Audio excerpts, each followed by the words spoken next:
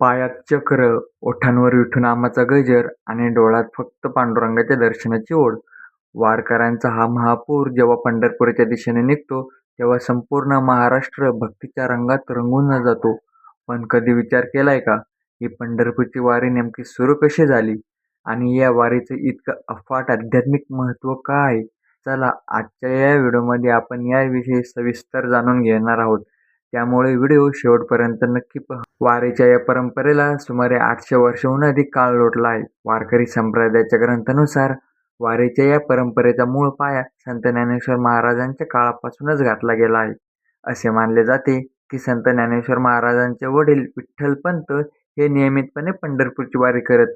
पुढे वारकरी संप्रदायाला संघटित स्वरूप देण्याचे काम संत ज्ञानेश्वर महाराज, संत नामदेव महाराज, संत एकनाथ महाराज आणि संत तुकाराम महाराज यांनी केली. पण आज आपण जी पालखी सोहळ्याची शिस्तबद्ध पद्धत पाहतो, त्याची खरी सुरुवात 1685 मध्ये झाली. संत तुकाराम महाराजांचे कनिष्ठ सुपुत्र नारायण महाराज यांनी तुकोबांच्या पादुका पालखीत ठेवून देहूवरून पंढरपूरपर्यंत नेण्याची परंपरा सुरू केली. त्याच सुमारास आळंदीहून संत ज्ञानेश्वर महाराजांच्या पालखीचा सोहळाही सुरू झाला. तेव्हापासून आजपर्यंत ही परंपरा अविरत चालू आहे. आषाढी वारी ही केवळ चालण्याची प्रक्रिया नसून तो एक आत्मशुद्धीचा एक प्रवास आहे. वारीच्या आध्यात्मिक महत्त्वात काही गोष्टी सगळ्यात महत्त्वाच्या मानल्या जातात. पहिली गोष्ट म्हणजे समतेचा संदेश.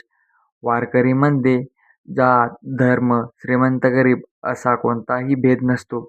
इथे सगळेजण विठ्ठलाचे पाईक म्हणजेच वारकरी असतात. सगळे पांढरे कपडे परिधान करून एकाच तालावर नाचतात. दुसरी गोष्ट म्हणजे अहंकाराचा त्याग. कडक ऊन, पाऊस, पायात चप्पल नसताना चालणे हे माणसाच्या मनातील अहंकार आणि भौतिक मोहांचा नाश करते.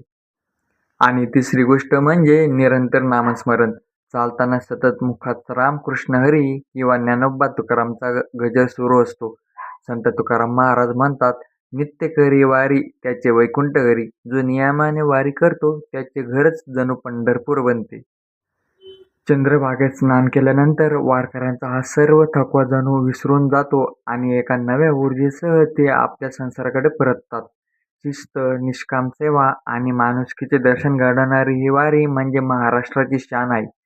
तुम्ही कधी वारीत गेला आहात का? तुमचा अनुभव कसा होता? आम्हाला कमेंट करून नक्की सांगा. हा व्हिडिओ आवडला असेल तर लाईक करा आणि आपल्या चॅनलला सबस्क्राईब करायला विसरू नका. रामकृष्ण हरी.